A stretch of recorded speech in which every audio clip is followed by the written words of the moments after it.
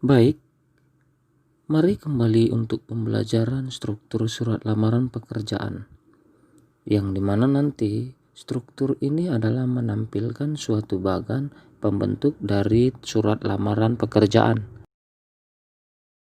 Nah, walaupun kamu belum pernah menulis surat lamaran atau juga ada yang sudah pernah, barangkali kamu hanya mengetahui untuk sekedar penulisan surat lamaran, tetapi kali ini kita akan melihat apa yang menjadi pembentuk dari surat lamaran yang dikenal dengan struktur surat lamaran pekerjaan.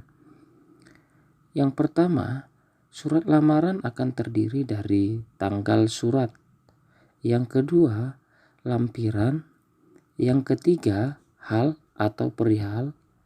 Yang keempat, alamat tujuan dari surat lamaran pekerjaan. Yang kelima, salam pembukaan. Yang keenam, isi surat yang terbagi lagi akan menjadi 3 bagian, yaitu akan melibatkan yang pertama paragraf pembuka, isi dari surat lamaran pekerjaan, yang ketiga paragraf penutup. Sekarang saya akan dan yang selanjutnya surat lamaran pekerjaan akan berisikan salam penutup dan diakhiri dengan tanda tangan beserta nama lengkap si pelamar pekerjaan.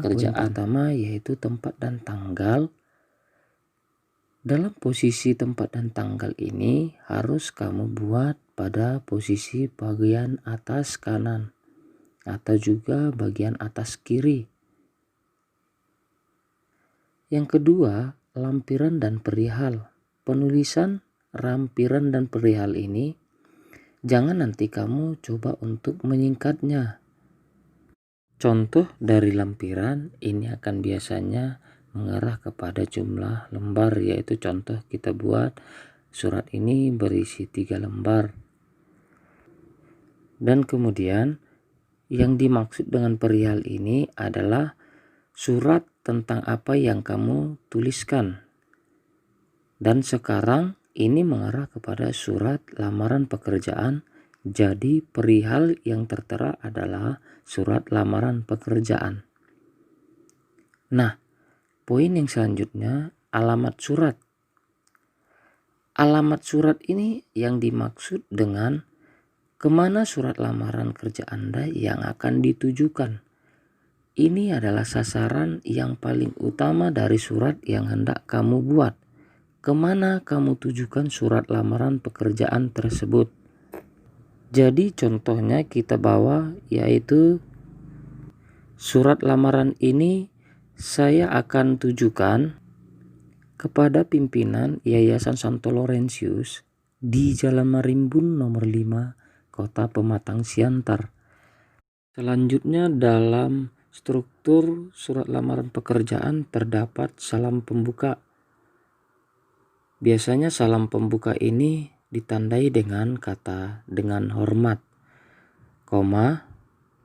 Setelah itu akan dilanjutkan dengan boleh kata berdasarkan titik-titik. Artinya titik-titik ini meneruskan atau melanjutkan untuk menghubungkan kata yang di awal tadi yaitu berdasarkan.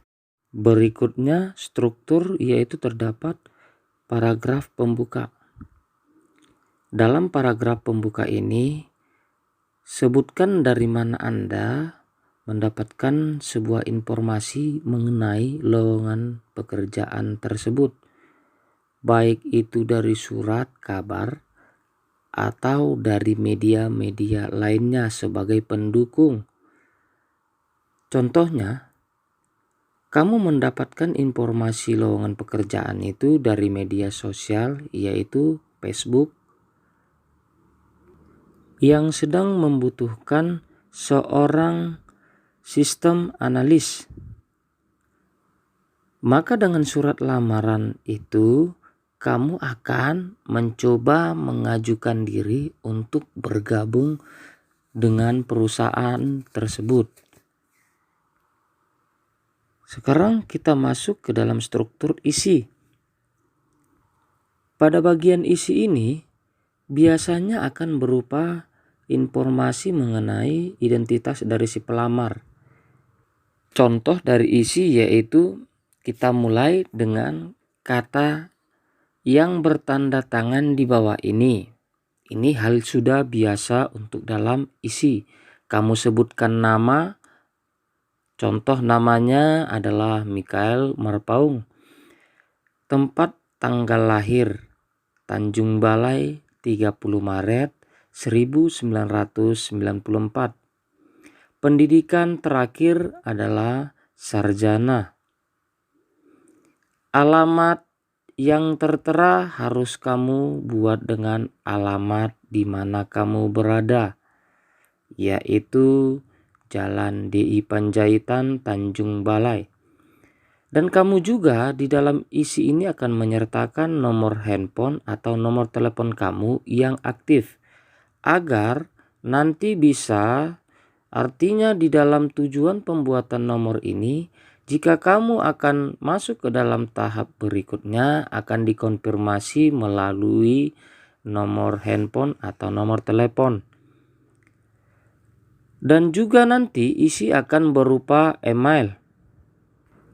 Email ini juga tujuannya hampir sama dengan nomor handphone yang akan digunakan untuk pemberitahuan informasi yang selanjutnya. Tergantung kepada pihak yang terkait yang manakah akan mereka pilih. Selanjutnya, untuk menambahi pemahaman kamu harus membuat maksud dan tujuan. Artinya di dalam maksud dan tujuan ini jelaskan secara singkat maksud dan tujuan Anda secara singkat dan jelas. Berikutnya, struktur yaitu akan melibatkan lampiran.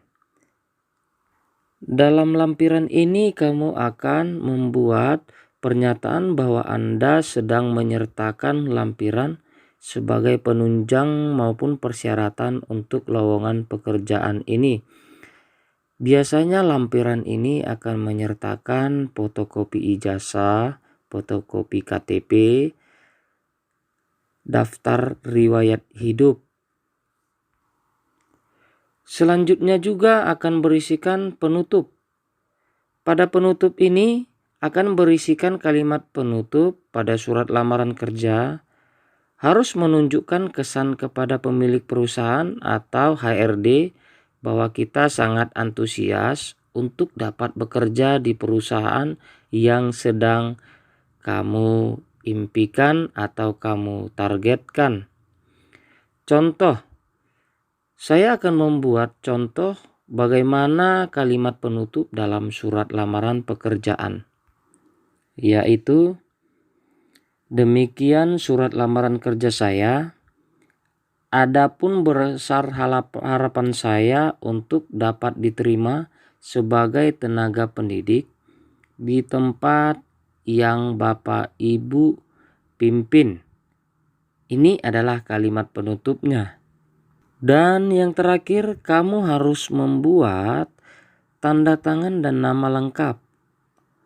Tanda tangan dan nama lengkap ini bisa diletakkan pada pojok kanan bawah maupun pojok kanan kiri bawah dari surat lamaran pekerjaan.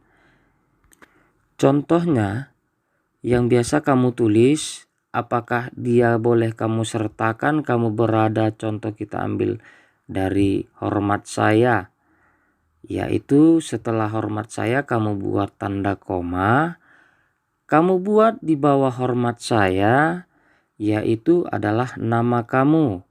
Kalau boleh nama lengkapmu, dan tidak diharuskan juga untuk beserta titel atau kamu memiliki suatu pendidikan yaitu sarjana.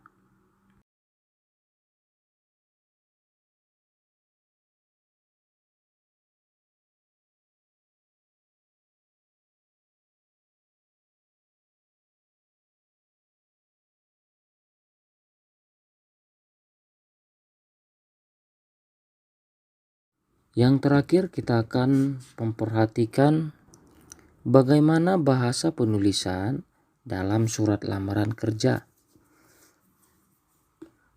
Yang pertama, bahasa yang digunakan adalah harus memang bahasa yang baik dan benar, yaitu biasanya diarahkan ke dalam bahasa yang baku dan juga dengan ejaan sesuai EYD.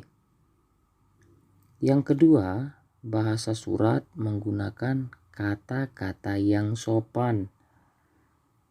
Kamu namanya meminta atau bermohon, jadi layaknya kita harus menyertakan bahasa-bahasa yang sopan agar tidak menimbulkan suatu singgungan terhadap kepada pihak yang terkait. Yang ketiga, bahasa surat berisi kata pengantar yang jelas dan singkat, informatif, serta tepat sasaran. Yang keempat, bahasa surat harus menampilkan dari segi tulisan yang bersih, mudah dibaca, dan sesuai dengan kaidah ejaan.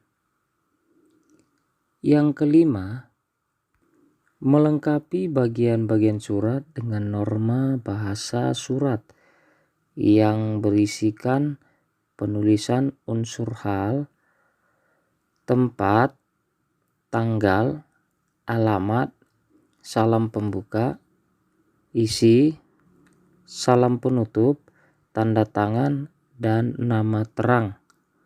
Jadi hal-hal ini yang perlu kamu perhatikan agar menghindari suatu kesenjangan dalam proses pelamaran pekerjaan.